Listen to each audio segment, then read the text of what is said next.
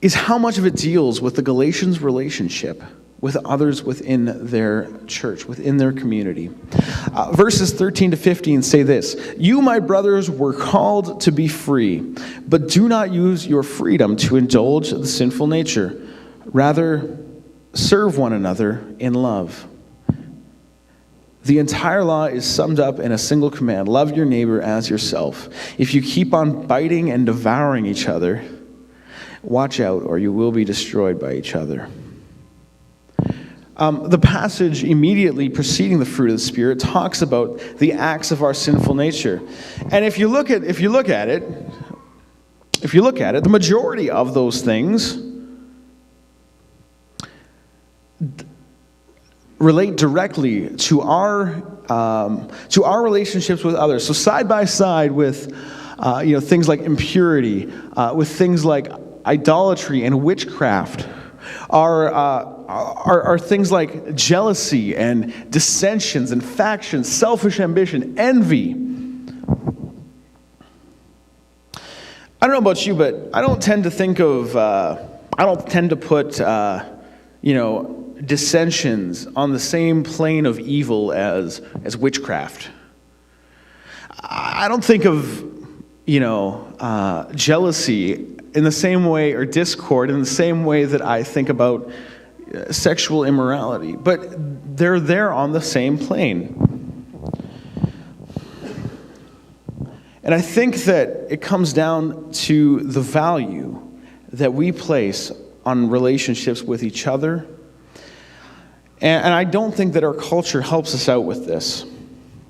See, our culture is a culture that values and celebrates the individual achievement. Like even when like the Olympics just happened, even when Sidney Crosby scored that goal and lifted Team Canada, you didn't hear about, you don't hear about Jerome McGinley's, play along the boards. You don't hear about anything else, but you hear about Sidney Crosby's goal. You hear about his stick that's going into the Hockey Hall of Fame. You might have heard the expression, dog eat dog, or survival of the fittest. We hear those phrases and we might not exactly like them, but we understand that to be the truth of our capitalist world. In fact, we might even look down at those who aren't as well off as us, because we're thinking, look at us, we didn't end up like them. We didn't end up where they are.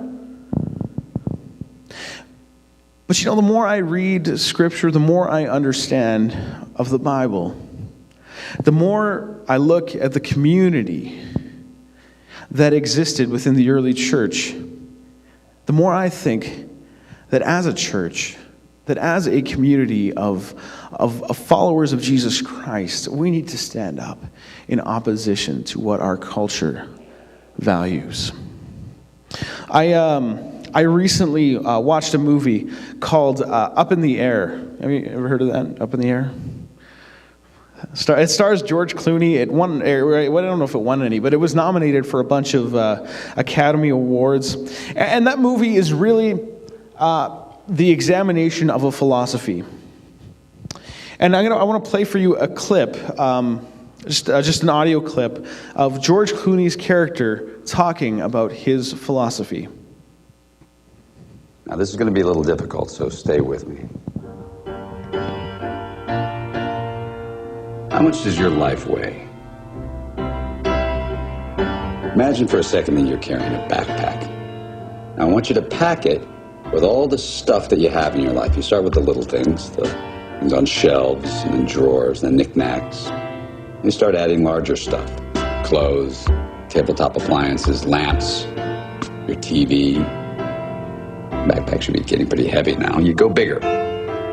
Your couch, your car, your home. I want you to stuff it all into that backpack. Now, I want you to fill it with people. Start with casual acquaintances, friends of friends, folks around the office. And then you move into the people that you trust with your most intimate secrets. Brothers, your sisters, your children, your parents, and finally your husband, your wife, boyfriend, your girlfriend. You get them into that backpack. Feel the weight of that bag. Make no mistake, your relationships are the heaviest components in your life. All those negotiations and arguments and secrets and compromises. The slower we move, the faster we die. Make no mistake, moving is living. Some animals were meant to carry each other to live symbiotically over a lifetime. Star-crossed lovers, monogamous swans. We are not swans. We're sharks.